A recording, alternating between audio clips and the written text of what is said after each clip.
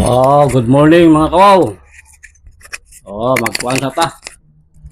Kape, kumusta naman, oh? Kumusta namang tanan? Sabi, maminaw sa tag balita o sanay balita karon di. Ako mga kawaw, bisag nag-high-tech na karon pero naghapon no, radio gihapon ni tao ni ako ang kuan. Radio gihapon. Kape na to kay ma. Minot ang say may balita karon be.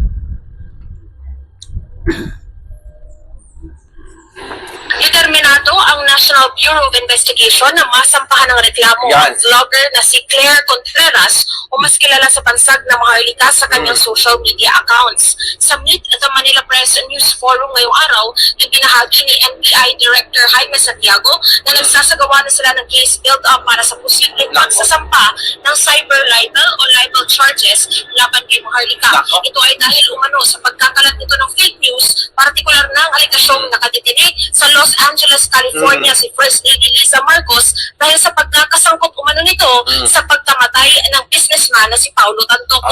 Ani Santiago, kahit nasa Estados Unidos si Maharlika, ay titiyakin nilang sa pagbabalik nito sa bansa ay nakahanda na ang arrest warrant laban dito.